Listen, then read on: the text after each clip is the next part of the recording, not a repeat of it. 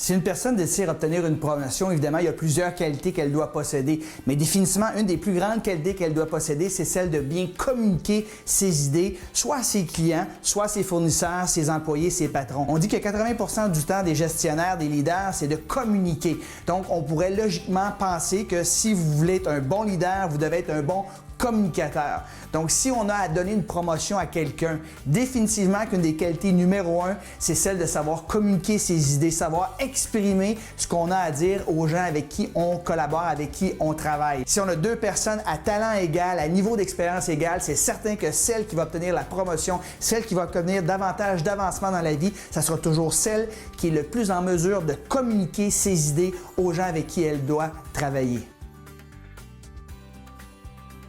Tout à fait. En fait, la peur de parler en public, c'est la peur numéro 1 au monde. Et j'ai fait partie de ces gens-là. Moi-même, j'avais très peur à l'idée de m'exprimer en public. J'étais nerveux, j'étais plus timide quand j'étais jeune. J'avais beaucoup peur de l'opinion des autres. La bonne nouvelle, c'est que ça s'apprend. Dans mon cas, j'ai suivi les cours Dale Carnegie, j'ai joint Toastmaster. Par la suite, j'ai joint CAPS et NSC, qui sont des organisations qui aident justement les individus à mieux s'exprimer en public et à mettre en marché ces services de conférencier quand j'ai voulu en faire un métier. Donc, peu importe si vous avez peur de parler en public, c'est tout à fait normal, mais vous devez absolument outrepasser cette peur et ça se fait, ça s'apprend avec la pratique, avec les bonnes techniques.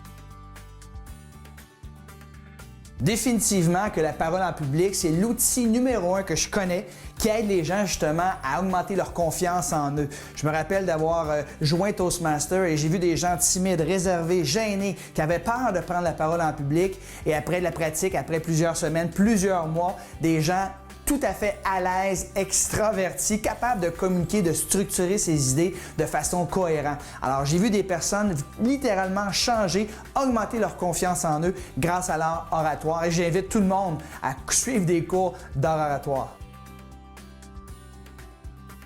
Alors, il existe 4 objectifs d'une présentation gagnante. Premièrement, informer. Deuxièmement, divertir. Troisièmement, émouvoir. Et quatrièmement, inciter les gens à passer à l'action. Donc, on veut apporter de l'information nouvelle, oui, mais on ne veut pas avoir trop d'informations. On veut divertir les gens. Il faut que ça soit drôle. On doit apporter des histoires pour divertir les gens à qui on s'adresse. Troisièmement, on veut les émouvoir. On veut apporter des histoires personnelles pour apporter crédibilité à notre message.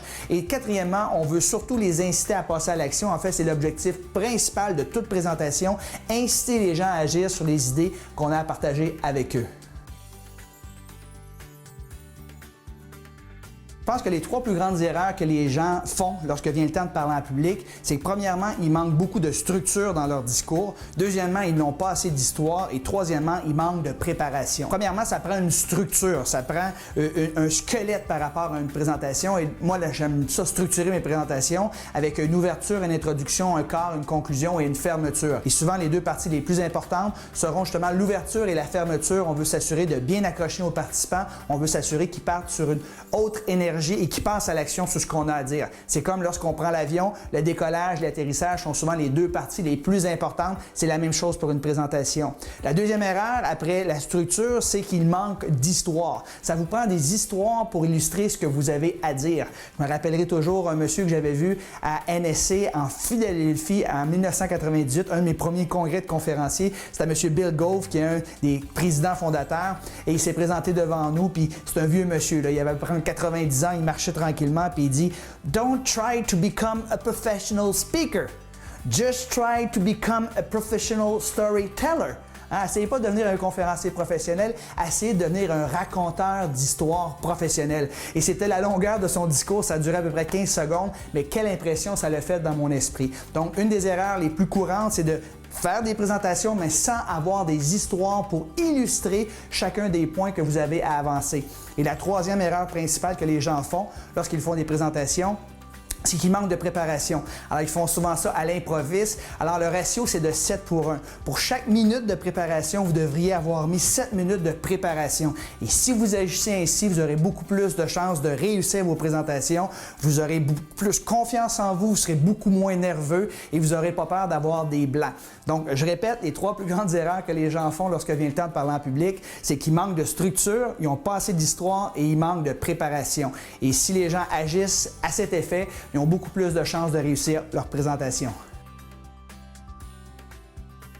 Il y a plusieurs choses que les gens peuvent faire. Premièrement, aller voir des orateurs chevronnés et prendre des notes, voir comment ils structurent leur présentation, comment ils injectent de l'humour, comment ils interagissent avec l'auditoire. Vous pouvez lire des livres sur le sujet, mais la meilleure chose à faire, c'est vraiment la pratique.